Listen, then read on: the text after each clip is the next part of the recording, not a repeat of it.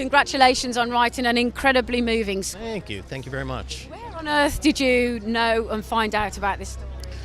The first time I ever encountered this story, because people in the States don't know it as well as people here, I saw it at I saw a documentary called Deep Water at a little movie theater in Santa Monica, California.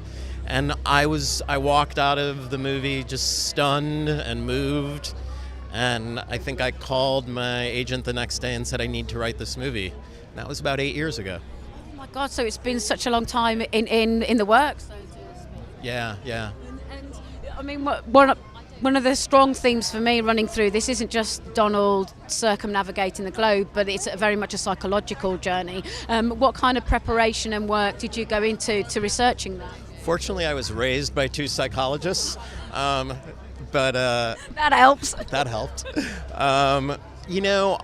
That's the part of the story that I was really intrigued by, because I feel like if you go and see this movie with an open heart, there's a lot about Donald Crowhurst that's very relatable. I think all of us have dreams and aspirations and want to do extraordinary things, and then the world collides with us, and that negotiation with the world is a lot of what psychology, I think, ends up being. And I wanted to write a film that deals with that. And it's interesting as well, because obviously with Rachel Weisz, with Claire Crowhurst, you're also writing about a woman who, when you love somebody enough, sometimes you have to let them go.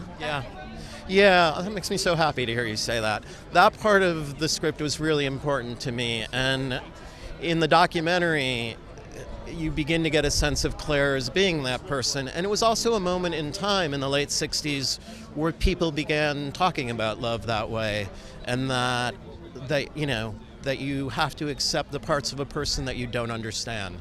And I wanted to really, I felt if I could do nothing else, if I could get that idea across to people, that maybe I would have done something to make the world a little gentler.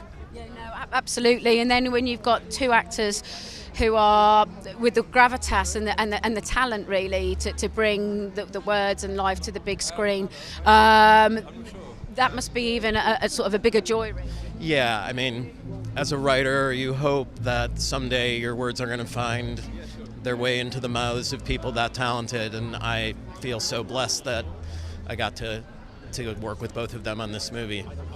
Did you go through Donald's logs as well yourself? Some of that. The documentary filmmakers were very helpful to me at the beginning of the process and shared with me some of the logs and some of the tapes. And so I tried to get a feel for his voice. And, he was a very, very good writer.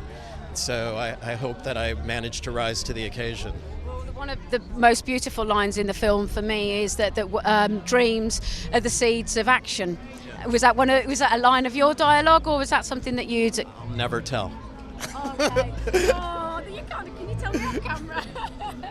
You can tell me off camera. I think I may have written that. Okay, fantastic. But it's a beautiful line that actually sums up not to give up on your dreams and to pursue them. Yeah, no, and that to me is part of the lesson of Donald Crowhurst, and it's also part of the trap. We all want to do extraordinary things, and I think we should be encouraged and allowed to pursue our dreams.